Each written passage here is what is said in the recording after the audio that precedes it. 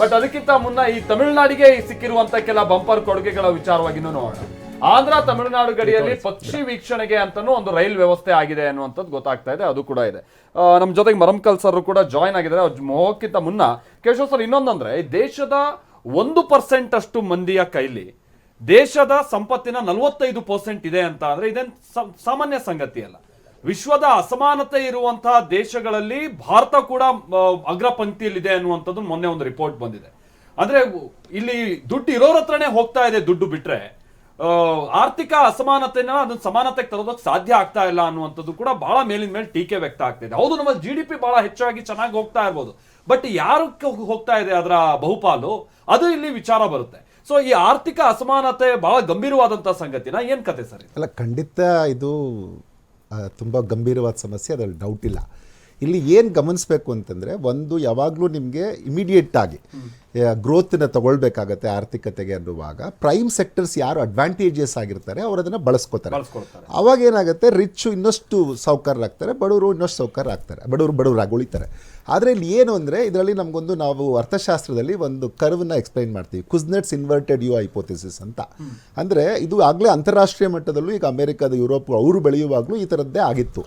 ಏನಂದರೆ ಆರ್ಥಿಕತೆಗಳು ಬೆಳೆಯುವಾಗ ಒಂದಷ್ಟು ನಿರ್ದಿಷ್ಟ ಪಾಯಿಂಟ್ವರೆಗೂ ಟೈಮ್ವರೆಗೂ ಅದೇನಾಗುತ್ತೆ, ಅಸಮಾನತೆಗೆ ಕಾರಣ ಆಗ್ತಾ ಇರುತ್ತೆ. GDPನೂ ಬೆಳೆಯುತ್ತಾ ಇರುತ್ತೆ, ನಿಮ್ಮ ಅಸಮಾನತೆಯೂ ಬೆಳೀತಾ ಇರುತ್ತೆ. ಒಂದು ಪಾಯಿಂಟ್ ರೀಚ್ ಆದಮೇಲೆ ಅವಾಗೇನಾಗುತ್ತೆ, ಅದು ಡೌನ್ ಆಗುತ್ತೆ. ಈಗ ಪ್ರಶ್ನೆ ಬರುತ್ತೆ, ಹಂಗಂದ್ರೆ ಆ ಪಾಯಿಂಟ್ ಬರೋವರೆಗೂ ಇಲ್ಲಿ ನಮ್ಮಲ್ಲಿ ಬಡವರು ಒದ್ದಾಡ್ತಾನೆ ಇರಬೇಕಾ, ಇವ್ರು ಕಷ್ಟಪಡ್ತಾನೆ ಇರಬೇಕಾ, ಸಂಕಷ್ಟದಲ್ಲೇ ಇರಬೇಕಾ? ಇಮಿಡಿಯೇಟಾಗಿ ಯಾರಾದರೂ ಹೇಳ್ತಾರೆ ಅದನ್ನು. ಅದಕ್ಕೂ ಇವ್ರು ನೋಡಿ ಕ್ರಮಗಳನ್ನು ಏನು ಕೈಗೊಳ್ತಾ ಇದ್ದಾರೆ, ರಾಜ್ಯ ಸರ್ಕಾರ ಇರಲಿ ಕೇಂದ್ರ ಸರ್ಕಾರ ಇರಲಿ. ಈಗ ಎಲ್ಲರಿಗೂ ಬಡವರಿಗೆ ಮನೆ ಕೊಡುವಂಥದ್ದು ಇರ್ಬೋದು, ಅವ್ರಿಗೆ ಸ್ಕಿಲ್ ಡೆವಲಪ್ಮೆಂಟ್, ಈಗ ಎಲ್ಲರಿಗೂ ಸ್ಕಿಲ್ ಮಾಡುವಂಥದ್ದು, ಡೆವಲಪ್ ಮಾಡಿಸುವಂಥದ್ದು. ಏಕೆಂದರೆ ನಮ್ಮಲ್ಲಿ 50% ಜನ ಯಾರು ವಿದ್ಯಾವಂತರ ಡಿಗ್ರಿ ತೊಗೊಂಡು ಬರ್ತಾರೆ, ಅದರಲ್ಲಿ ಅವ್ರಿಗೆ ಕೆಲಸ ಸಿಗುವಂಥ ಸಾಧ್ಯತೆಗಳು ತುಂಬ ಕಡಿಮೆ ಅಂತ ಅನೇಕ ವರದಿಗಳು ಹೇಳುತ್ತೆ. ಇಲ್ಲ, ಅವ್ರಿಗೆ ನಾವು ಡಿಗ್ರಿನಲ್ಲೇ ತೊಗೊಳ್ಳುವಾಗಲೇ ಅವ್ರಿಗೆ ನಾವು ಎಂಬೆಡೆಡ್ ಅಂತ ಇಂಟರ್ನ್ಶಿಪ್ ಎಂಬೆಡೆಡ್ ಪ್ರೋಗ್ರಾಮ್ಸ್ ತರ್ತೀವಿ ಅಂತ ಹೇಳ್ತಾರೆ. ಸೊ ಈ ಥರದ ಕಾರ್ಯಕ್ರಮಗಳುಗೊಳಿಸ್ತಾ ಇದ್ದಾರೆ. ಮತ್ತು ನೋಡಿ, ಬಡವರಿಗೆ ಟ್ಯಾಕ್ಸ್ ಕಟ್ಟುವಾಗ ಲಾಸ್ಟ್ ಆಯವ್ಯಯದಲ್ಲಿ ಈಗ 12.25 ಲಕ್ಷದವರೆಗೂ ಸ್ಯಾಲ್ರಿಡ್ ಕ್ಲಾಸ್ ಆದರೆ, ಇಲ್ಲಾಂದರೆ 12 ಲಕ್ಷದವರೆಗೂ. ಈಗ ಮುಂಚೆ ಏನಾಗ್ತಾ ಇತ್ತು, 3 ಲಕ್ಷ ಬಂದವನು ಒಂದಷ್ಟು ತೆರಿಗೆ ಕಟ್ತಾ ಇದ್ದಾರೆ, 4 ಲಕ್ಷ ಬಂದವರು ತೆರಿಗೆ ಕಟ್ತಾ ಇದ್ರು. ಆಮೇಲೆ GST ರಿಫಾರ್ಮ್ಸ್ ತಂದದ್ದು, ಅನೇಕ GST, ಯಾಕೆಂದರೆ ಬಡವರು ಸಾಹುಕಾರರು ಒಂದೇ ಟ್ಯಾಕ್ಸ್ ಕಟ್ಟೋದು GST ಇಂಡೈರೆಕ್ಟ್ ಟ್ಯಾಕ್ಸ್ ಅಲ್ಲಿ. ಅದರಲ್ಲೂ ಸಾಕಷ್ಟು ತಂದ್ರು. ಅಂದ್ರೆ ಈ ತರ ಎಲ್ಲ ಸರ್ಕಾರಗಳು ಒಂದೊಂದು ಪ್ರಯತ್ನ ಮಾಡ್ತಾರೆ, ಒಂದೊಂದೊಂದಷ್ಟು ಒಂದು ಹಂತಕ್ಕೆ ಬರುತ್ತೆ. ಅವಾಗ ಅಸಮಾನತೆ ಖಂಡಿತ ಕಡಿಮೆ ಆಗುತ್ತೆ. ಅದು ಕಡಿಮೆ ಆಗದೇ ಇಲ್ಲ, ಅಥವಾ ಇದು ಆತಂಕದಲ್ವಾ? ಆತಂಕ ಹೌದು, ಆದ್ರೆ ಇದು ಇವಾಗ ಅನಿವಾರ್ಯ ಇದೆ, ಅದು ಖಂಡಿತ ಕಡಿಮೆ ಆಗುತ್ತೆ. ಇನ್ನಷ್ಟು ಕ್ರಮಗಳನ್ನ ಸರ್ಕಾರ ಕೈಗೊಳ್ಳುತ್ತೆ. ಸರ್ ಮರಮ್ಕಲ್ ಅವ್ರ ನಮ್ಮ ಜೊತೆಗೆ ಸಂಪರ್ಕದಲ್ಲಿದ್ದಾರೆ. ಮರಮ್ಕಲ್ ಅವರೇ, ಬಜೆಟ್ ಅನ್ನು ಯಾವ ರೀತಿ ನೋಡ್ತೀರಿ? ಯಾಕಂದ್ರೆ ಇಲ್ಲಿ ತಜ್ಞರೆಲ್ಲ ಮಾತಾಡ್ತಾ ಇದ್ರು, ನಾವು ಅದನ್ನು ಕೂಡ ಗಮನಿಸಿದ್ದೀವಿ. ಅಂದರೆ ನಿರಾಶೆ ಇಲ್ಲ, ಮುಂದಿನ ಭಾರತವನ್ನು ಕಟ್ಟುವಂಥ ನಿಟ್ಟಿನಲ್ಲಿ ಒಂದು ಪ್ರಯತ್ನ. ಅದಕ್ಕೆ ನಮ್ಮ ಪ್ರೊಫೆಸರ್ ಸಾಹೇಬರು ಅದನ್ನು ಸರಿಯಾಗಿ ಹೇಳಿದರು. ನೋಡಿ, ಏನಾದರೂ ಈ ರೀತಿ ಯೋಜನೆಗಳು ಬಂದಂಥ ಸಂದರ್ಭದಲ್ಲಿ ಏರುಪೇರುಗಳು ಅತ್ಯಂತ ಸಹಜ, ಕೆಲವು ಸರಿ ತೊಂದರೆಗಳು ಕೂಡ ಆಗ್ತವೆ. ಅದನ್ನೆಲ್ಲವನ್ನೂ ಕೂಡ ಮೀರಿ ನಿಂತಹ ಸಂದರ್ಭದಲ್ಲಿ ಅದು ಬದಲಾವಣೆಯ ಪಥಕ್ಕೆ ಬರುತ್ತೆ, ಅದು ಅಭಿವೃದ್ಧಿಯ ಪಥಕ್ಕೆ ಬರುತ್ತೆ ಅನ್ನುವಂಥದ್ದು. ಏನಂತೀರಿ ಸರ್?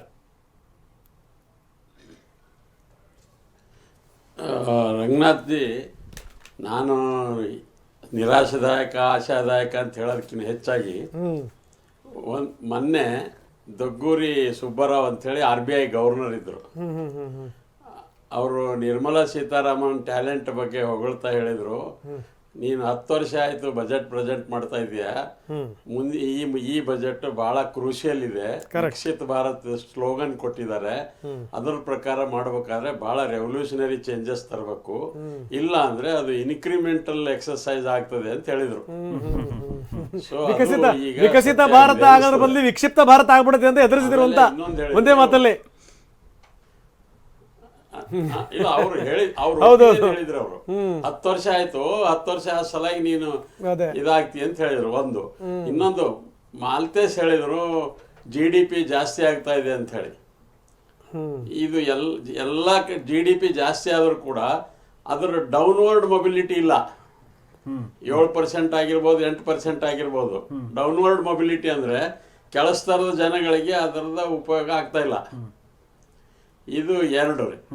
3ನೇದ್ದು, ಕೆಲವು ಕೆಲಸಗಳು ಸರಿ, ಸೆಮಿ ಕಂಡಕ್ಟರ್ಗೆ ಪ್ರೋತ್ಸಾಹ ಕೊಡೋದು, ಈಗ ಅದು ಎಮರ್ಜಿಂಗ್ ಫೀಲ್ಡು. ಆಮೇಲೆ ಇದು ಜಿಲ್ಲೆ ಒಳಗೆಲ್ಲ ಹುಡುಗಿಯರ ಹಾಸ್ಟೆಲ್ ಮಾಡೋದು ಎಲ್ಲ ಕರೆಕ್ಟ್ ಇದೆ. ಬಟ್ ಅಗ್ರಿಕಲ್ಚರ್ ಬಗ್ಗೆ ಮತ್ತೆ ಮ್ಯಾನುಫ್ಯಾಕ್ಚರಿಂಗ್ ಸೆಕ್ಟರ್ ಬಗ್ಗೆ ಬಹಳ ಸೈಲೆಂಟ್ ಇದೆ ಬಜೆಟ್. ಸೊ ಎಲ್ಲಿವರೆಗೆ ಮ್ಯಾನುಫ್ಯಾಕ್ಚರಿಂಗ್ ಸೆಕ್ಟರ್ ಮತ್ತು ಅಗ್ರಿಕಲ್ಚರ್ ಸುಧಾರಿಸಲು ಅಲ್ಲಿವರೆಗೆ ಕರೆಕ್ಟ್ ಯಾವುದೇ ಕಾರಣಕ್ಕೂ ದೇಶದ ಜನರ ಎಕಾನಮಿ ಇಂಪ್ರೂವ್ ಆಗಲ್ಲ. ದೇಶದ ಎಕಾನಮಿ ಇಂಪ್ರೂವ್ ಆಗ್ತಿರ್ಬೇಕು. ಈಗ ಡಿಫೆನ್ಸ್ ಸೆಕ್ಟರ್ದಾಗೆಲ್ಲ ಪ್ರೊಡಕ್ಷನ್ ಬರ್ತಾ ಇದೆ, ಮಾರಾಟ ಮಾಡಿ ದುಡ್ಡು ಬರ್ತಿರ್ಬೋದು. ಬಟ್ ಸಾಮಾನ್ಯ ಜನರಿಗೆ ಏನು ತಲುಪ್ತದ್ರಿ? ಸಾಮಾನ್ಯ ಜನರಿಗೆ ತಲುಪಬೇಕು ಅಂದರೆ ಮ್ಯಾನುಫ್ಯಾಕ್ಚರಿಂಗ್ ಸೆಕ್ಟರು ಮತ್ತು ಅಗ್ರಿಕಲ್ಚರ್ ಸೆಕ್ಟರೇ ಪ್ರೂವ್ ಆಗಬೇಕು. ಅವು ಸ್ಟ್ಯಾಂಡರ್ಡ್ ಆದರೆ ಅವು ಎದ್ದರೆ ಈ ಜನ ಹೇಳ್ತಾರೆ.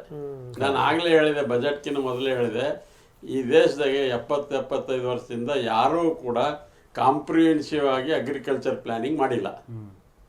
ಯಾರು ರೈತರು ಫ್ರೀದಾಗಿ ಎಲ್ಲಿ ಯಾವ್ದು ರೇಟ್ ಜಾಸ್ತಿ ಅನಿಸ್ತದೆ ಆ ಬೆಳೆಗೆ ಹೋಗ್ತಾರೆ, ಅಲ್ಲಿ ಫೇಲ್ಯೂರ್ ಆಗ್ತದೆ, ಮತ್ತೆ ಗೋಳಾಗ್ತಾರೆ, ಸಾಯ್ತಾರೆ, ಸುಸೈಡ್ ಮಾಡ್ಕೋತಾರೆ, ಮತ್ತೆ ಇದಾಗ್ತದೆ.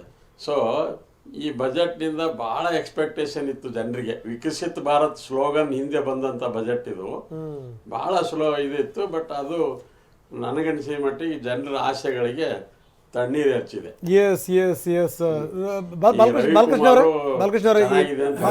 ರಮೇಶ್ ಬಾಬು ಚೆನ್ನಾಗಿಲ್ಲ ಅಂತ ಹೇಳ್ತಾರೆ. ಅಪೋಸಿಷನ್ ನೀರು ಕೇಳಬಹುದು. ಬಾಲಕೃಷ್ಣ ಅವ್ರು ಹೇಳಿದ ಮಾತಲ್ಲಿ ಸತ್ಯ ಇದೆಯಾ? ಒಂದ್ ನಿಮಿಷ ಸರ್, ಒಂದ್ ನಿಮಿಷ ಹಾಗೆ ಸಂಪರ್ಕದಲ್ಲಿ. ಎಸ್, ಒಂದೇ ನಿಮಿಷ. ಚಿನ್ನ ಮತ್ತೆ ಬೆಳ್ಳಿ ದರದಲ್ಲಿ ಅಲ್ಲೋಲ ಕಲ್ಲೋಲ ಶುರು ಆಗಿದೆ. ಸೊ ಇದು ಬಜೆಟ್ ಬಳಿಕ ಚಿನ್ನದ ದರದಲ್ಲಿ ಭಾರಿ ಇಳಿಕೆ, 6% ಇಳಿಕೆ ಕಂಡಿದೆ ಚಿನ್ನ. ಸೊ ಇದು ಸಂಗತಿ. 22 ಕ್ಯಾರೆಟ್ನ 10 ಗ್ರಾಮ್ ಚಿನ್ನಕ್ಕೆ 9,014 ರೂಪಾಯಿ ಕಡಿಮೆ ಆಗಿದೆ. ಏರರ ಪ್ರಮಾಣ ನೋಡಿದ್ರೆ ಕಡಿಮೆ ಪ್ರಶ್ನೆ ಬೇರೆ. ಸೊ ಇದು ಬಹುಶಃ ಏನಾದ್ರೂ ಚಿನ್ನ ಕೊಳ್ಳಬೇಕು ಅನ್ನೋರು, ಆಮೇಲೆ ಹೂಡಿಕೆ ದೃಷ್ಟಿಯಲ್ಲೂ ಕೂಡ ಒಂದು ಹಂತದಲ್ಲಿ ಈ ಟೈಮಲ್ಲಿ ಒಂದು ಸ್ವಲ್ಪ ತಗೊಳ್ಬಹುದು ಅನ್ನುವಂಥ ನಿಟ್ಟಿನಲ್ಲಿ ಯೋಚನೆ ಮಾಡ್ಬೋದು ಅಂತ ಕಾಣಿಸುತ್ತೆ. ಫಾರ್ ಎಕ್ಸಾಂಪಲ್, ನಿಮ್ಮ ಹತ್ರ ಏನಾದ್ರು ಒಂದು 10,000 ರೂಪಾಯಿ ನೀವು ತಗೊಳ್ಬೇಕು ಅಂದ್ರೆ ಅಲ್ಲಿ 1,000 2,000 ತಗೊಬೋದು. ಗೊತ್ತಿಲ್ಲ, ಬಡವರಿಗೆ ಸಾಧ್ಯ ಇಲ್ಲ. ಡೇಟನ್ನು ಕೂಡ ಕರೆಕ್ಟ್ ಆಗಿದೆ ಕೊಂಡ್ಕೊಳ್ಳಕ್. 1ನೇ ತಾರೀಕು ಇವತ್ತು ಸ್ಯಾಲ್ರಿ ಬರುತ್ತೆ ಅಂತ ಬರುತ್ತೆ. ಓಕೆ, ಅಂದ್ರೆ ಚಿನ್ನ ಹಾಗೆ ಬೆಳ್ಳಿ ಬೆಲೆಯಲ್ಲಿ ನೋಡಿ, ಚಿನ್ನ ಬೆಳ್ಳಿಗೆ ಸುಮಾರು 19% ಇಳಿಕೆ ಆಗಿದೆ ಅಂದ್ರೆ ಕೆಜಿ ಬೆಳ್ಳಿಯಲ್ಲಿ. ಇದೇನು ತಮಾಷೆಯ ಸಂಗತಿ ಅಲ್ಲ. ಚಿನ್ನ ಬೆಳ್ಳಿ ದರ ಮೊನ್ನೆಯಿಂದನೂ ಕೂಡ ಡೌನ್ ಫಾಲ್ ಅಲ್ಲೇ ಇತ್ತು. ಸೊ ಈಗ ಇನ್ನೊಂದು ವಿಚಾರ ಅಂದ್ರೆ, ಕೆಲವರು ಈ ತೆಗೆದುಕೊಳ್ಳೋಕೆ ಹೋದಂತ ಸಂದರ್ಭದಲ್ಲಿ, ಅಂದ್ರೆ ಹೂಡಿಕೆ ರೂಪದಲ್ಲಿ ಗಟ್ಟಿ ಚಿನ್ನ ಈ ತರ ತೆಗೆದುಕೊಂಡು ಹೋದಂತ ಸಂದರ್ಭದಲ್ಲಿ ಕೊಡ್ತಾ ಇಲ್ಲ ಅಂತೆ. ಇಲ್ಲ, ನಮ್ಮ ಹತ್ರ ಸ್ಟಾಕ್ ಇಲ್ಲ ಅನ್ನುವಂತ ಹೇಳ್ತಾ ಇದ್ದಾರಂತೆ. ಅದು ಒಂದು ವ್ಯಾಪಾರ ದೃಷ್ಟಿ. ಬಹುಶಃ ಇಷ್ಟೆಲ್ಲ ಬೆಲೆ ಏರಿಕೆ ನಂತರದಲ್ಲೂ ಹೇಗೆ ಸರ್ವೈವ್ ಆದ್ರು ಚಿನ್ನದ ವ್ಯಾಪಾರಿಗಳು ಅಂದ್ರೆ ಅದನ್ನೇ ಹೇಳ್ತಾರೆ. ಹಿಂದೆ ತೆಗೆದುಕೊಂಡಂತ ಚಿನ್ನ ಅವ್ರಿಗೆ ಒಳ್ಳೆ ಸರಾಸರಿ ದುಡ್ಡು ಕೊಡ್ತಾ ಇದೆ, ಕಮ್ಮಿ ವ್ಯಾಪಾರ ಆಗ್ತಾ ಇದ್ರು ಕೂಡ ಸರಾಸರಿ ಲಾಭ ಹೆಚ್ಚು ಸಿಗ್ತಾ ಇದೆ. ಇದ್ರ ಜೊತೆಗೆ ಒಂದು ವಾಸ್ತವ ಸಂಗತಿನ ಹೇಳಲೇಬೇಕು. ಒಂದ್ ಕಡೆಗೆ ಚಿನ್ನ ಕೊಳ್ಳೋದು ಕಷ್ಟ, ಇನ್ನೊಂದೇನಪ್ಪಾ ಅಂತಂದ್ರೆ ಈ ಕೊಂಡ್ಕೊಂಡಿರುವಂತ ಚಿನ್ನ ಉಳಿಸ್ಕೊಳ್ಳೋದು ಕಷ್ಟ ಆಗಿದೆ. ಎಷ್ಟರ ಮಟ್ಟಿಗೆ ಕಳ್ಳರ ಸಂಖ್ಯೆ ಜಾಸ್ತಿ ಆಗಿದೆ ಅಂತಂದ್ರೆ, ಅವರು ಮೇನ್ ಟಾರ್ಗೆಟ್ ಮಾಡ್ತಾ ಇದ್ದಾರೆ ಚಿನ್ನ ಬೆಳ್ಳಿ ಅಂಗಡಿಗಳನ್ನ, ವಿಪರೀತವಾಗಿ ದೋಚ್ತಾ ಇದ್ದಾರೆ. ಹೆಣ್ಣು ಮಕ್ಕಳುಗಳು ಏನು ಅಂದ್ರೆ ತಾಳಿ ಹಾಕೊಂಡು ಹೊರಗಡೆ ತಿರುಗಾಡೋದು ಕೂಡ ಕಷ್ಟ ಆಗಿದೆ. ಸ್ಥಿತಿ ಆ ಮಟ್ಟಕ್ಕೆ ಬಂದಿದೆ. Very unfortunate. ಹೌದು ಪ್ರಕಾಶ್ ಸರ್, ಇನ್ನೊಂದಂದ್ರೆ ಅಫ್ಕೋರ್ಸ್ ನಾವು ಇದನ್ನ ಹೂಡಿಕೆಗೆ ಸಂಬಂಧಪಟ್ಟ ಹಾಗೆ ತೆಗೆದುಕೊಳ್ಳಿ ಅಂತ ನಾವು ಯಾವ್ದು ಇದನ್ನ ರೆಕಮೆಂಡ್ ಮಾಡ್ತಾ ಇಲ್ಲ. ಬಟ್ ಸ್ಟಿಲ್ ಈ ಇವತ್ತಿನ ಡೌನ್ಫಾಲ್, 3 ದಿನದ ಡೌನ್ಫಾಲ್ ಇವತ್ತು ಕಂಟಿನ್ಯೂ ಆಗ್ತಾ ಇದೆ ಅಂತ ಅಂದ್ರೆ ಇದೇನ್ ಟ್ರೆಂಡ್ ಸೂಚಿಸ್ತಾ ಇದೆ? ಜನ ಹೇಗೆ ಯೋಚನೆ ಮಾಡಬೇಕು ಚಿನ್ನ ಬೆಳ್ಳಿ ವಿಚಾರವಾಗಿ? ಇದು ಈಗ ಕೆಲವು ತಿಂಗಳುಗಳಿಂದ ಈ ತರ ಏರಿಳಿತ ಆಗ್ತಾನೆ ಇದೆ. ಇದು ಇಳಿದಿದೆ ಅಂತಂದ್ರೆ ಮತ್ತೆ ಏರಲ್ಲ ಅಂತ ಹೇಳಲಿಕ್ಕಾಗಲ್ಲ, ಅಥವಾ ಮತ್ತೆ ಇಳಿಯಲ್ಲ ಅಂತ ಹೇಳಲಿಕ್ಕಾಗಲ್ಲ. ಸಾಮಾನ್ಯವಾಗಿ ನಾವು ಶಿಫಾರಸು ಮಾಡೋದು ಚಿನ್ನ ಬೆಳ್ಳಿನಲ್ಲಿ ಒಂದು 5-10% ಇನ್ವೆಸ್ಟ್ಮೆಂಟನ್ನು ಮಾಡ್ತಾ ಹೋಗಬೇಕು. ಆದರೆ ಗಟ್ಟಿ ಚಿನ್ನ ಅಥವಾ ಗಟ್ಟಿ ಬೆಳ್ಳಿಗಿಂತ ಡಿಜಿಟಲ್ ಚಿನ್ನ, ಡಿಜಿಟಲ್ ಸಿಲ್ವರ್, ಈಗ ETF-ಗಳು ಬಂದಿದ್ದಾವೆ. ಪ್ರತಿ ತಿಂಗಳು ಕೂಡ ಒಂದು ಸ್ವಲ್ಪ ಭಾಗ ETF-ನಲ್ಲಿ ಹಾಕಿದ್ರೆ ಬಹುಶಃ ಸಾಕಷ್ಟು ಅನುಕೂಲ ಆಗುತ್ತೆ. ಈ ರೀತಿ ಕಾದುಕೊಳ್ಳೋ ಕಳ್ಳರ ಸಮಸ್ಯೆನೋ ಅಥವಾ ಅದನ್ನು ಈಗ ಮೇಕಿಂಗ್ ಚಾರ್ಜಸ್ಸು, ವೇಸ್ಟೇಜ್ ಚಾರ್ಜಸ್ಸು, ಆ ಥರ ಸಮಸ್ಯೆನೋ ಅದು ಯಾವುದೂ ಇರಲ್ಲ ಅಂತ ಇನ್ವೆಸ್ಟ್ಮೆಂಟ್ ಸಲುವಾಗಿ ಮಾಡೋದಿದ್ರೆ. ಇನ್ನು ಚಿನ್ನ ಬೆಳ್ಳಿ ವಜ್ರವನ್ನು ಹಾಕ್ಕೊಂಡು ಖುಷಿ ಪಡಬೇಕು ಅಂತಂದರೆ ಅದು ಬೇರೆ ವಿಚಾರ. ಹೌದು, ಅಂಥವರಿಗೆ ಈ ಟ್ರೆಂಡ್ ಏನ್ ಸೂಚಿಸ್ತಾ ಇದೆ ಅಂತ ನಾನು ಮೊದಲೇ ಹೇಳಿದಾಗೆ ನಾವು ಇಲ್ಲಿ ಏನು ರೆಕಮೆಂಡ್ ಮಾಡ್ತಾ ಇಲ್ಲ. ಬಟ್ ಈ ಟ್ರೆಂಡ್ ಸೂಚಿಸ್ತಾ ಇರೋದನ್ನ ನೋಡಿದ್ರೆ ಒಂದು ಸ್ವಲ್ಪ ಮಟ್ಟಿಗೆ ಇನ್ವೆಸ್ಟ್ಮೆಂಟ್ ಮಾಡಬಹುದು. ಈಗ ಇಷ್ಟು ಕೆಳಗೆ ಬಂದಿರೋದ್ರಿಂದ ಕಾಯೋದು ಬೆಟರ್. ಎಲ್ಲಿ ಸ್ಟೇಬಲ್ ಆಗತ್ತೆ ಅನ್ನೋದನ್ನ ಗಮನಿಸಬೇಕಾಗತ್ತೆ. ಇದು ನೀವು ಯಾಕಂದ್ರೆ ಯಾವಾಗ್ಲೂ ಈಗ ಫಾಲ್ ಆಗ್ತಿರುವಾಗ ಪಟ್ ಅಂತ ತಗೊಳ್ಳೋದೇನೋ ನಾಟ್ ರೈಟ್ ಡಿಸಿಷನ್. ಅದು ಈಗ 3 days ಇಂದನೂ ಕಂಟಿನ್ಯೂಸ್ ಡಿಕ್ಲೈನ್ ಆಗ್ತಾ ಇದೆ. So let them wait for the 2-3 days, ಆಮೇಲೆ ತಗೊಳ್ಳೋದು ತೀರ್ಮಾನ. What could be the factors in ಮುಂದೆ ಏನಾದ್ರೂ ಅಫೆಕ್ಟ್ ಮಾಡೋದಾದ್ರೆ? ಇರಾನ್ ಅಮೆರಿಕ ಇಶ್ಯೂ ಬಿಟ್ರೆ ಡೈವರ್ಟ್ ಆಗ್ತದೆ ಅದೆಲ್ಲ. ಅದಕ್ಕೆ ನಾನು ಹೇಳಿದ್ದು, ಈಗ ರಿಯಲ್ ಎಸ್ಟೇಟು ಶೇರ್ ಮಾರ್ಕೆಟಲ್ಲಿ ಇರೋರು ಯೋಚನೆ ಮಾಡೋದು ಬೇರೆ, ರಿಯಲ್ ಎಸ್ಟೇಟ್ನವ್ರು ಮಾತಾಡೋದು ಬೇರೆ, ನಮ್ಮ ಕೇಶವ್ ಅವ್ರು ಮಾತಾಡೋದು ಬೇರೆ. ನನ್ನ ಇಶ್ಯೂ ಅದಲ್ವೇ ಅಲ್ಲ. ನಾವೀಗ ಚಿನ್ನ ಬೆಳ್ಳಿ ದರ ಏರಿಕೆ ಬಗ್ಗೆ ಮಾತಾಡ್ತಿದ್ದೀರಾ. ಕೇಂದ್ರ ಸರ್ಕಾರ ವಿಶೇಷವಾಗಿ ಯಾರು ಸಾಮಾನ್ಯರು ಉಪಯೋಗಿಸ್ತಾರೆ ಅವ್ರಿಗೆ ಅವಶ್ಯಕತೆಗೆ ಏನಾಗಿದೆ ಅನ್ನೋದು. ಇವತ್ತು ಸಣ್ಣ ಉದಾಹರಣೆ ಕೊಡ್ತೀನಿ. ಜುಲೈ 2024 ಬೆಳ್ಳಿ 90-92 ರೂಪಾಯಿ ಇತ್ತು. ಚಿನ್ನ ನಿಮಗೆ 22 ಕ್ಯಾರೆಟ್ 6200 6250 ಅಷ್ಟಿತ್ತು. ಇವತ್ತು ಎಲ್ಲಿಗೋಗಿದೆ? 4 ಲಕ್ಷ. ಕೇಂದ್ರ ಸರ್ಕಾರಕ್ಕೆ ಜವಾಬ್ದಾರಿ ಇಲ್ವಾ ಕಂಟ್ರೋಲ್ ಮಾಡೋಂಥದ್ದು? ಈ ಬಜೆಟ್ ಒಂದು ಕಡೆ ಬಜೆಟ್ ಬಗ್ಗೆ ಲಿಂಕ್ ಮಾಡ್ತಾ ಇಲ್ಲ. ಅವರು ನೀವು ಯಾವುದೇ ಮಾರ್ಕೆಟ್ 10% 20% ಗ್ರೋತು ಏರಿಯಾತು ಒಪ್ಕೋತೀವಿ. ಈಗ 1:4 90,000 ಇದ್ದಿದ್ದು 4 ಲಕ್ಷ. ವರ್ಲ್ಡ್ ಮಾರ್ಕೆಟ್ ಅಲ್ಲೇ ಹಾಗಾಗ್ತಾ ಇದೆ. ವರ್ಲ್ಡ್ ಮಾರ್ಕೆಟ್ ಸರಿ, ಇವ್ರು ಇದನ್ನ ಬ್ಯಾಲೆನ್ಸ್ ಮಾಡ್ಬೇಕಿಲ್ಲ. ಒಂದ್ ನಿಮಿಷ ಹೇಳ್ತೀನಿ. ಈಗ ಅವರು, ನಾನು ಆಗ್ಲೇ ಪ್ರಕಾಶ್ ಅವ್ರಿಗೆ ನನ್ನ ಪರಿಚಯ ಇಲ್ಲ, ಅವ್ರು ಮಾತಾಡ್ತಾ ಇರೋರು. ಅವರು ಶೇರ್ ಮಾರ್ಕೆಟು ಇನ್ವೆಸ್ಟ್ಮೆಂಟು ಇದ್ರ ಬಗ್ಗೆ ಯೋಚನೆ ಮಾಡ್ತಾರೆ. ನಾನೊಬ್ಬ ಪೊಲಿಟಿಷಿಯನ್ ಆಗಿ ನನ್ನ ಯೋಚನೆ ಇರ್ತಕ್ಕಂಥದ್ದು ಜನಸಾಮಾನ್ಯರ ಬದುಕೇನಾಗುತ್ತೆ. ಈಗ ಅವ್ರು ಹೇಳಿದ್ರು ಎಲ್ಲ ಕಳ್ತನ ಆಗಿರ್ತಕ್ಕಂಥದ್ದು, ದರೋಡಾಗಿರ್ತಕ್ಕಂಥದ್ದು, ಇದು ಎಲ್ಲಿಗೆ ಹೋಗುತ್ತೆ ಅಂತೇಳಿ. ಅಂದರೆ ಜನಸಾಮಾನ್ಯರಿಗೆ ಯಾರೋ ಒಂದು ಮದುವೆ ಕಾರ್ಯಕ್ಕೂ ಅನಿವಾರ್ಯತೆ ಇರುತ್ತೆ. ಶಾಸ್ತ್ರಗಳು, ಸಂಸ್ಕೃತಿ, ಮತ್ತೊಂದು ಅವ್ರ ಕಲ್ಚರು, ಅವಾಗ ಏನಾಗುತ್ತೆ ಪರಿಸ್ಥಿತಿ? ಕೇಂದ್ರ ಸರ್ಕಾರ ಇಂಟರ್ಫಿಯರ್ ಮಾಡಬೇಕು. ಯಾವುದೋ ವರ್ಲ್ಡ್ ಮಾರ್ಕೆಟ್ ಏನೋ ಆಗ್ಬಿಡ್ತು ಅನ್ನೋದಲ್ಲ. ನೀವು ಯಾವ ಅದನ್ನೇ ಕೇಳ್ತೀನಿ ಹೆಂಗೆ ಅಂತೇಳಿ ಅಂತ. ಕೇಂದ್ರ ಸರ್ಕಾರ ಇದ್ರಲ್ಲಿ ಹೆಂಗೆ ಮಾಡ್ಬೇಕು ಸರ್? ನಿಮ್ಮ ಹತ್ರ ಮಾತಾಡ್ತೀನಿ. ನಾನು ಅದನ್ನೇ ಹೇಳಿದ್ದು. ಎಲ್ಲ ಈಗ ಫೆಡರಲ್ ಬ್ಯಾಂಕಲ್ಲಿ ಆಗಿದ್ದು ಇಲ್ಲಿ ಎಫೆಕ್ಟ್ ಆಗುತ್ತೆ ಅನ್ನೋದು ಒಂದು ಕಡೆ. ಫೆಡರಲ್ ಬ್ಯಾಂಕಲ್ಲಿ ಏರುಪೇರು ಆಗ್ದಲೇ ಇಂಡಿಯಾದಲ್ಲಿ ಮಾತ್ರ ಒಂದೇ ತರದಾಗ ಬೆಳೀತಾ ಇದೆ. ಕಂಟ್ರೋಲ್ ಮಾಡ್ಬೇಕಾಗಿದೆ. World market sir. ಇನ್ನೊಂದಂದ್ರೆ ನಾನು ಕೇಳ್ಪಟ್ಟಿದ ಪ್ರಕಾರ ಅಕಸ್ಮಾತ್ ಏನಾದ್ರು ಇಂಪೋರ್ಟ್ ಡ್ಯೂಟಿಯನ್ನ ಇವತ್ತು ನಾವು ಕಮ್ಮಿ ಮಾಡಿದ್ದೇವೆ 6 ಇಂದ ಅದು 3 ತನಕ. ಇಂಪೋರ್ಟ್ ಮಾಡುವಂತ ಕಸ್ಟಮ್ ಡ್ಯೂಟಿ ಜಾಸ್ತಿ ಕಮ್ಮಿ, ಇಂಪೋರ್ಟ್ ಮಾಡ್ಕೊಳ್ಳೋ ಜಾಸ್ತಿ ಆಗ್ತಾ ಇತ್ತು. ಅದರಿಂದ ಮತ್ತೆ ಆಗ್ತಿತ್ತು ಅಂತಾರೆ, ಗೊತ್ತಿಲ್ಲ. ಅಗ್ರಿ. ನಾನು ಹೇಳ್ತಾ ಇರ್ತಕ್ಕಂಥದ್ದು ಇವತ್ತು ಬಜೆಟ್ ನಾನು ಲಿಂಕ್ ಮಾಡಿ ಮಾತಾಡ್ತಾ ಇಲ್ಲ, ನಾಳೆ ಸ್ಪಷ್ಟಪಡಿಸ್ತೇನೆ. Federal bank important point. ಹೇಳಿ ಸರ್, ಹೇಳಿ. ಸರ್, ಈ ಚಿನ್ನ ಬೆಳ್ಳಿ ದರ ಬಗ್ಗೆ ಹೇಳ್ತಾ ಇದಾರೆ ರಮೇಶ್ ಬಾಬು ಅವರು. ಇದು ಕೇಂದ್ರ ಸರ್ಕಾರ ಕೈಯೊಳಗಿರಲ್ಲ ಅಥವಾ ಯಾವ ಸರ್ಕಾರ ಕೈಯೊಳಗಿರಲ್ಲ. ಇದು this is directly related to investments ಯಾವಾಗ ಡೌನ್ ಆಗ್ತವೆ ಅವಾಗ ಆಟೋಮೆಟಿಕಲಿ ಬೆಳ್ಳಿ ಮತ್ತು ಸಿಲ್ವರ್ ಬಂಗಾರದ ಬೆಲೆ ಏರ್ತದೆ. ಯಾವಾಗ ಇನ್ವೆಸ್ಟ್ಮೆಂಟ್ಸ್ ಜಾಸ್ತಿ ಆಗಕ್ಕೆ ಶುರು ಮಾಡ್ತವೆ ಅದಕ್ಕೆ ಇವು ಡೌನ್ ಆಗ್ತವೆ. 100% ರಾಂಗ್. ಪ್ರಕಾಶ್ ಅವರು ಇಲ್ಲ ಮರಮ್ಕಲ್ ಅವ್ರು ಹೇಳ್ತೀನಿ, ಇಲ್ಲ ನಿಮ್ಗೆ ರಾಂಗ್ ಇದೆ. ಪ್ರಕಾಶ್ ಅವ್ರು ಹೇಳಿದ್ರೆ ಒಪ್ಕೋತೀನಿ. ಸಾರಿ, ನಿಮ್ ಇನ್ವೆಸ್ಟ್ಮೆಂಟ್ ಇಲ್ಲ ಕೇಳಿ, ಇಲ್ಲ ದಾರಿ ತಪ್ಪಿಸ್ಬೇಡಿ, ಕೇಳಿ, ದಯಮಾಡಿ ಕೇಳಿ. 100% ದಾರಿ ತಪ್ಪಿಸ್ತಾ ಇದ್ದೀರಾ? ದಾರಿ ಮೇಲೆ ಇದ್ದೀನಿ. ಇಲ್ಲ, 100% ತಪ್ಪಿಸ್ತಾ ಇದ್ದೀರಾ. ನಾನ್ ರಾಜಕೀಯವಾಗಿ ಹೇಳ್ತಾನೆ ಇಲ್ಲ. ನಾನು ರಾಜಕೀಯವಾಗಿ, ನೀವು ರಾಜಕೀಯವಾಗಿ ಮಾತಾಡ್ತಿದ್ದೀರಾ, ನಾನಲ್ಲ. ಇನ್ವೆಸ್ಟ್ಮೆಂಟ್ ಸೆಕ್ಟರ್ಗೆ ಈ ಸಲ ಫೈನಾನ್ಸ್ ಮಿನಿಸ್ಟರ್ ಇನ್ವೆಸ್ಟ್ಮೆಂಟ್ ಸೆಕ್ಟರ್ ಬಗ್ಗೆ ಬಹಳ ಕಾಳಜಿ ವಹಿಸಿದ್ರು. ಅಂದ್ರೆ ಆಟೋಮೆಟಿಕಲಿ ಇದು ಬಂಗಾರದ ಬೆಲೆಗಳು ಕಡಿಮೆ ಆಗ್ತಿದ್ವು. ಬಟ್ ಈಗ ಏನಾಗಿದೆ, ಕ್ಯಾಪಿಟಲ್ ಇನ್ವೆಸ್ಟ್ಮೆಂಟ್ಸ್, ದೊಡ್ಡ ಇನ್ವೆಸ್ಟ್ಮೆಂಟ್ಸ್ ಇರ್ತಾವಲ್ಲ, ಅದ್ರ ಮೇಲೆ ಕ್ಯಾಪಿಟಲ್ ಗೇನ್ಸ್ ಬಗ್ಗೆ ಸರ್ಕಾರ ಇನ್ನೂ ಕ್ಲಾರಿಟಿ ಇಲ್ಲ. ಆ ಕ್ಯಾಪಿಟಲ್ ಗೇನ್ಸ್ ಬಗ್ಗೆ ಕ್ಲಾರಿಟಿ ಬಂದು ಅವ್ರ ಇನ್ವೆಸ್ಟರ್ಸ್ಗೆ ಕ್ಲಾರಿಟಿ ಕೊಟ್ಟರೆ ಆಟೋಮೆಟಿಕಲಿ ಇನ್ವೆಸ್ಟ್ಮೆಂಟ್ಸ್ ಜಾಸ್ತಿ ಆಗ್ತವೆ. ಬಂಗಾರ ಬೆಳ್ಳಿ ಬೆಲೆ ಒಂದು ಸ್ಥಿರತೆಗೆ ಬರ್ತದೆ, ಕಡಿಮೆ ಆಗಲ್ಲ. ಆಮೇಲೆ ಒಂದಕ್ಕೊಂದು ಲಿಂಕೇ ಇಲ್ಲ. ಆಮೇಲೆ ಕನ್ಸಂಪ್ಷನ್ ಇರೋದು ಎಷ್ಟು ಬಹಳ ಕಡಿಮೆ. ಆಮೇಲೆ ಮಧ್ಯಮ ವರ್ಗ, ಅಪ್ಪರ್ ಮಧ್ಯಮ ವರ್ಗ, ಅದಕ್ಕಿಂತ ಶ್ರೀಮಂತರು ಅಷ್ಟೇ ಉಪಯೋಗ ಮಾಡೋರು. ಬಡವರಿಗೆ ಯಾರಿಗೂ ಬಂಗಾರ ತಗೋಕ್ ಆಗಲ್ಲ. 16,000 17,000 1 ಗ್ರಾಮ್ ಕೊಟ್ಟು ಎಲ್ಲಿ ತಗೋಕ್ ಆಗ್ತದೆ? ಯಾರಿಗಾಗ್ತದೆ? ನೀವು ಸರ್ಕಾರದ ಮೇಲೆ ಇದು ಮಾಡಕ್ಕೆ ಸರ್ಕಾರ ಕಂಟ್ರೋಲ್ ಮಾಡ್ಬೇಕಂತೀರಿ. ಇಂಪೋರ್ಟ್ ಡ್ಯೂಟಿ ಕಂಟ್ರೋಲ್ ಕಡಿಮೆ ಮಾಡಿದ್ರೆ ಅವಾಗ ಬೇರೆಯವರು ಶ್ರೀಮಂತರು ಬಂಗಾರ ತಗೊಂಡು ಬಂದು ಮತ್ತೆ ಅಲ್ಲೇ ಜಾಸ್ತಿ ಮಾಡ್ತಾರೆ, ಮತ್ತೆ ಹೆಚ್ಚು ಮಾಡ್ತಾರೆ. ಹೇಳಿ ಸರ್ ರಮೇಶ್ ಸರ್. ನೋಡಿ, ಅವ್ರ ಪರ್ಸೆಪ್ಷನ್ ಈಸ್ ರಾಂಗ್. ಇನ್ವೆಸ್ಟ್ಮೆಂಟ್ಗೋಸ್ಕರ ಗೋಲ್ಡ್ ರೇಟ್ ಜಾಸ್ತಿ ಆಗಿದೆ, ಅದು ಅಪ್ಪಟ ಸುಳ್ಳು. ಫೆಡರಲ್ ಬ್ಯಾಂಕ್ ಪಾಲಿಸಿ ಏನಿದೆ ಇಲ್ಲಿ ನೋಡಿ, ಚಿನ್ನ ಬೇರೆ, ಬೆಳ್ಳಿ ಬೇರೆ. ಬೆಳ್ಳಿ ಲೋಕಲ್ ಮಾರ್ಕೆಟ್, ಬೆಳ್ಳಿನ ನೀವು ಇಂಟರ್ನ್ಯಾಷನಲ್ ಮಾರ್ಕೆಟಲ್ಲಿ ಅದನ್ನು ಕಂಟ್ರೋಲ್ ಮಾಡೋಕ್ಕಾಗೋದಿಲ್ಲ. ಬೆಳ್ಳಿನ ಇದೇ ಸರ್ಕಾರ, ಕೇಂದ್ರ ಸರ್ಕಾರನೇ ಮಾಡ್ಬೋದು. ಗೋಲ್ಡು ಫೆಡರಲ್ ಬ್ಯಾಂಕು ಅಮೇರಿಕಾದಲ್ಲಿ ಏನಾಗುತ್ತೆ, ಅವರು ಗೋಲ್ಡ್ ಪಾಲಿಸಿ ಅಥವಾ ಫೆಡರಲ್ ಬ್ಯಾಂಕ್ ಗೋಲ್ಡ್ ತಗೊಳ್ಳೋದು, ಆಚೆ ಬಿಡೋದು, ಅದ್ರ ಮೇಲೆ ಅಫ್ಕೋರ್ಸ್ 100% ಐ ಆಮ್ ಅಗ್ರಿ, ಅದ್ರ ಮೇಲೆ ಆಗುತ್ತೆ. ಬಟ್ ನಾನು ಹೇಳ್ತಾ ಇರ್ತಕ್ಕಂಥದ್ದು, ಇಲ್ಲಿ ಕೆಲವು ರೂಲ್ಸ್, ಅದ್ರ ಮೇಲೆ ನೀವು ಟ್ಯಾಕ್ಸ್ ಹಾಕೋಂಥದ್ದು, ಮತ್ತೊಂದು ಮಾಡೋಂಥದ್ದು ಕಡಿಮೆ ಮಾಡಿದ್ರೆ ಸ್ವಲ್ಪ ರೇಟ್ ತಗ್ಗಿಸ್ಬೋದು. ಅದನ್ನು ಅಷ್ಟೇ ನಾನು ಹೇಳ್ತಾ ಇರ್ತಕ್ಕಂಥದ್ದು. ಉಳಿದಿದ್ದಂತೆ ನಾನು ಒಪ್ಕೋತೀನಿ, ಪ್ರಕಾಶ್ ಹೇಳೋದು ಒಪ್ಕೋತೀನಿ. ಕೇಂದ್ರ ಸರ್ಕಾರದವರು ಈ ಥರ ಬಂದಾಗ ಪರಿಸ್ಥಿತಿ 1:3 1:4 ಆದಾಗ, ಈಗ ಬೆಳ್ಳಿದೇನಾಗಿದೆ, ನಾವು ಸಾಮಾನ್ಯ ಬಳಕೆಗಿನ್ನ ಇಂಡಸ್ಟ್ರಿಗಳು ಅದನ್ನು ಉಪಯೋಗಿಸ್ತಾ ಇದ್ದಾವೆ ಅನ್ನೋ ಕಾರಣಕ್ಕೆ ಅದು ರೇಟ್ ಹೋಗ್ತಾ ಇದೆ. ಸೊ ಅದನ್ನು ಮಾನಿಟರ್ ಮಾಡೋಂಥ ಶಕ್ತಿ ಇರ್ತಕ್ಕಂಥದ್ದು ಕೇಂದ್ರ ಸರ್ಕಾರಕ್ಕೆ. ಅದಕ್ಕೆ ಬಿಡ್ತೀನಿ ನಾನು, ಯಾಕೆಂದ್ರೆ ಅದ್ರ ಬಗ್ಗೆ ಹೆಚ್ಚಿಗೆ ಹೋಗಲ್ಲ. ನನ್ನ ಪ್ರಶ್ನೆ ಇರ್ತಕ್ಕಂಥದ್ದು ಜನಸಾಮಾನ್ಯರು ಯಾರು ಅವರು ಮನೇಲಿ ಯಾವುದೋ ಫಂಕ್ಷನ್ಗೆ ಏನೋ ಸಣ್ಣದ ಒಂದು 50,000 1 ಲಕ್ಷ ರೂಪಾಯಿ ಏನು ಪರ್ಚೇಸ್ ಮಾಡ್ತಾರೆ, ಅವ್ರಿಗೆ ತೊಂದರೆ ಆಗ್ಬಾರ್ದು ಅನ್ನೋದು ಅಷ್ಟೇ ನಾನು ತಗ್ತಾ ಇರ್ತಕ್ಕಂಥದ್ದು. ಇನ್ವೆಸ್ಟ್ಮೆಂಟ್ ಬೇರೆ,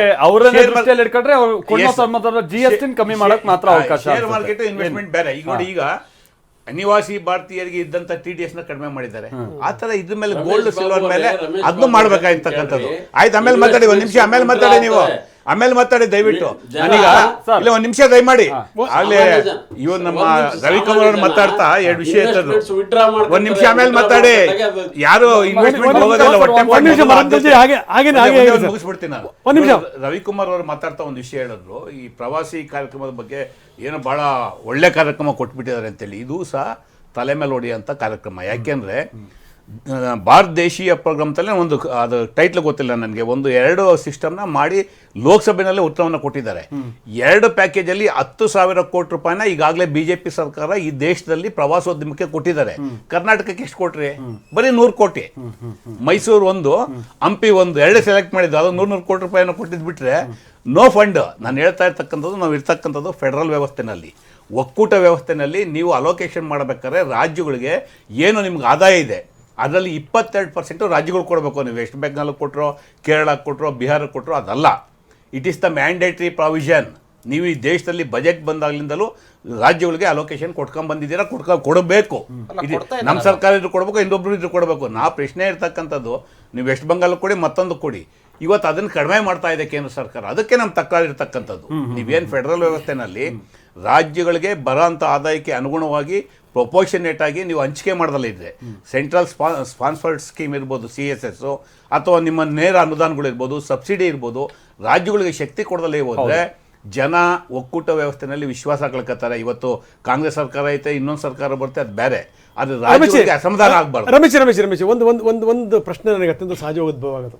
ಈಗ ಕೆಲವೊಂದು ಒಂದ್ ನಿಮಿಷ ಮರಮಕಲ್ಜಿ ಈಗ ಕೆಲವೊಂದು ರಾಜ್ಯಗಳು ಒಂದ್ ನಿಮಿಷ ಮರಮಕಲ್ಜಿ ಪ್ಲೀಸ್, ಮರಮಕಲ್ಜಿ ನಾನು ಮಾತಾಡ್ತೀನಿ. ಒಂದ್ ನಿಮಿಷ ಅಲ್ಲ, ಒಂದ್ ನಿಮಿಷ ಮರಮಕಲ್ಜಿ ಸರ್ ಒಂದ್ ನಿಮಿಷ ಹಂಗೇರಿ. ಈಗ ನೋಡಿ, ಈಗ ಮಹಾರಾಷ್ಟ್ರದ ಆದಾಯ ಜಾಸ್ತಿ ಇದೆ, ಕರ್ನಾಟಕದ ಆದಾಯ ಜಾಸ್ತಿ ಇದೆ, ಯಾಕಂದ್ರೆ ಈಗ ಗುಜರಾತ್ನ ಆದಾಯ ತುಂಬ ಜಾಸ್ತಿ ಇದೆ. ನಾನು ಹೇಳುವಂಥದ್ದು, ಈಗ ಆಯಿತು, ಬರುವಂಥ ಪಾಲು ಬರಲಿಲ್ಲ ಅಂತಂದರೆ ಒಕ್ಕೂಟ ವ್ಯವಸ್ಥೆಯಲ್ಲಿ ಸಿಡಿದು ಹೇಳ್ತವೆ ಅನ್ನೋದಾದರೆ ಕಡೆಗಣಿಸಲ್ಪಟ್ಟಂಥ ರಾಜ್ಯಗಳಿರ್ತಾವಲ್ಲ. ಈಗ ಬೇರೆ ಸರ್, ಕರ್ನಾಟಕಕ್ಕೆ ನಾನು ಅದು ವಿರುದ್ಧ ಅಂತ ಭಾವಿಸಬಾರ್ದು, ಬೇರೆ ರೀತಿ ಮತ್ತೆ ಸೌಂಡ್ ಆಗಿಬಿಡ್ಬಾರ್ದು, ಮತ್ತೆ ತಪ್ಪು ಕಲ್ಪನೆಗೆ ಹೋಗ್ಬಿಡುತ್ತೆ. ಕರ್ನಾಟಕಕ್ಕೆ ಇಷ್ಟೊಂದು ಯೋಜನೆಗಳು ಬಂದಿದ್ದ ಕಾರಣ ಏನಪ್ಪ ಅಂತಂದರೆ, ಆ ಕಡೆ ಪ್ರದೇಶಗಳು ಅನಿಶ್ಚಿತತೆಯಿಂದ ಕೂಡಿರ್ತವೆ, ಯುದ್ಧಗಳಾಗ್ತವೆ. ಏನಾದರೂ ಅದನ್ನು ಸೌತ್ ಇಂಡಿಯಾಕ್ಕೆ ಕಳಿಸಿದ್ರೆ ಸೇಫ್ ಆಗ್ಬೋದು ಅನ್ನೋಂಥ ಕಾರಣಕ್ಕೋಸ್ಕರ HAL ಆಗಿರಲಿ, ಇಸ್ರೋ ಆಗಿರಲಿ, HAL ಆಗಿರಲಿ, BHEL ಆಗಿರಲಿ, ಇದು ಈಗ ಈಗ ಐ ಟಿ ಸೆಕ್ಟರ್ಗಳು ಕೂಡ ರಿಗಾರ್ಡ್ಸ್ ಗೋಸ್ಟು SM ಕೃಷ್ಣ. ಯಾಕಂದರೆ ಈ ನರಸಿಂಹರಾವ್ ಮತ್ತು ಸಿಂಗ್ ಅವರದ್ದು ಆರ್ಥಿಕ ನೀತಿನ ಪ್ರಯೋಗಶಾಲೆಯಾಗಿ ಮಾಡಿದ್ರಲ್ಲ ಅವರು, ಗ್ರೇಟ್. ಇದು ನೀವು ಬರೀ ತಾರತಮ್ಯಗಳನ್ನು ಇಲ್ಲಿದೆ ಹೇಳ್ತಾ ಕೂತ್ಕೊಂಡ್ಬಿಟ್ರೆ, ಬೇರೆ ಬೇರೆ ರಾಜ್ಯಗಳು ಹೇಳ್ತಾ ಕೂತ್ಕೊಂಡ್ರೆ ಈಗ ಹಿಂದುಳಿದಂಥ ರಾಜ್ಯಗಳ ಸ್ಥಿತಿ ಏನಾಗಬೇಕು ಸರ್? ನಿಮ್ಮ ಪಾಯಿಂಟ್ನ 100ಕ್ಕೆ 100 ನಾನು ಎಂಡಾಸ್ ಮಾಡ್ತೀನಿ. ಅದ್ರ ಬಗ್ಗೆ ಖಂಡಿತ ನಂದಾಗ್ಲಿ ನಮ್ಮ ಪಾರ್ಟಿದಾಗ್ಲಿ ತಕರಾರು ಒಂದ್ ನಿಮಿಷ ಬರಂಕಲ್ಜಿ, ಒಂದ್ ನಿಮಿಷ ಹಂಗೇರಿ ಸರ್ ಪ್ಲೀಸ್. ನನ್ನ ತಕರಾರಿಲ್ಲ. ಇವತ್ತು ಏನು ಪ್ಯಾರಾಮೀಟರ್ಸ್ ಮಾಡಿದ್ದಾರೆ ಅಂದರೆ ಬರುವಂಥ ಆದಾಯದಲ್ಲಿ ಹಂಚಿಕೆ ಮಾಡೋದಕ್ಕೆ ಪ್ಯಾರಾಮೀಟರ್ಸ್ ಮಾಡಿದ್ದಾರೆ. ಅದ್ರ ಬಗ್ಗೆ ನಮ್ಮ ತಕರಾರು ಇರ್ತಕ್ಕಂಥದ್ದು. ಇವತ್ತು ಕರ್ನಾಟಕದಲ್ಲಿ ನೀವು GSTನಲ್ಲಿ 2ನೇ ಕಾಂಟ್ರಿಬ್ಯೂಷನ್ ಮಹಾರಾಷ್ಟ್ರ ಬಿಟ್ಟರೆ ಹೆಚ್ಚು ಕಾಂಟ್ರಿಬ್ಯೂಷನ್ ಕೊಡ್ತಾ ಇರ್ತಕ್ಕಂಥದ್ದು ನಾವು. ನಂತರ BJP ಸಂಸದರು ಪಾರ್ಲಿಮೆಂಟಲ್ಲಿ ಕೇಳಿರ್ತಕ್ಕಂಥ ಯಾರು ಮಿಸ್ಟರ್ ಪ್ರಕಾಶ್ ಜಾವಡೇಕರ್ ಲಿಖಿತವಾದಂಥ ಉತ್ತರ ಲೋಕಸಭೆಯಲ್ಲಿ ಕೊಟ್ಟಿರ್ತಕ್ಕಂಥ. ನೀವು ಕರ್ನಾಟಕ ಈಗ 100 ರೂಪಾಯಿ ನಾವು ನಿಮಗೆ ಇನ್ಕಮ್ ಕೊಟ್ಟಾಗ ಸೆಂಟ್ರಲ್ ಗೌರ್ಮೆಂಟ್ಗೆ, ನೀವು ಆಯಿತು 14 ಪೈಸೆ ಒಂದು ರೂಪಾಯಿಗೆ 25 ಪೈಸೆ ಕೊಡಿ, ನಾವು ನಿಮ್ಗೇನು 100 ರೂಪಾಯಿ ಕೊಟ್ಟರೆ 100 ರೂಪಾಯಿ ಕೊಡಿ ಅಂತ ನಾವು ಕೇಳ್ತಾ ಇಲ್ಲ. ನಮ್ಮ ರಾಜ್ಯದಿಂದ ಬಂದಿರೋದು. ನೀವು ಬಿಹಾರ್ನ ಡೆವಲಪ್ ಮಾಡಿ, ಅಸ್ಸಾಂ ಡೆವಲಪ್ ಮಾಡಿ, ಉತ್ತರ ಪ್ರದೇಶ ಡೆವಲಪ್ ಮಾಡಿ, ಎಲ್ಲ ಮಾಡಿ. ಜನಸಂಖ್ಯೆಗೆ ಅನುಗುಣವಾಗಿ ಬೇಸ್ ಮಾಡ್ಕೊಂಡು ಮಾಡ್ತಾ ಇರ್ತಕ್ಕಂಥ ಪಾಲಿಸಿ ಏನಿದೆ ಅದರಿಂದ ನಮ್ಗೆ ತೊಂದರೆ ಆಗ್ತಾ ಇದೆ. ಉದಾಹರಣೆಗೆ ಈ ಜನಸಂಖ್ಯೆ ನಿಯಂತ್ರಣ ಮಾಡ್ಬೇಕಂತ ಪಾಲಿಸಿ ತಂದಿದ್ದು ಯಾವುದು? ಕೇಂದ್ರ ಸರ್ಕಾರ.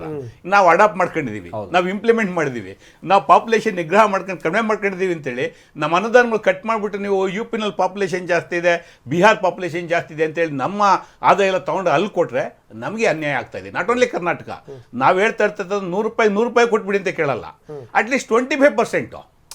100 ರೂಪಾಯಿ ತಗೊಂಡ್ರೆ 25 ಪೈಸೆ ಕೊಡಿ. ನೀವು ನಮ್ಮ ತಕರಾರಿಲ್ಲ, ನೀವು ಬೇರೆ ರಾಜ್ಯ ಕೊಡಿ, ನಮ್ಮ ರಾಜ್ಯಕ್ಕೂ ಕೊಡಬೇಕಲ್ಲ. ರವಿಕುಮಾರ್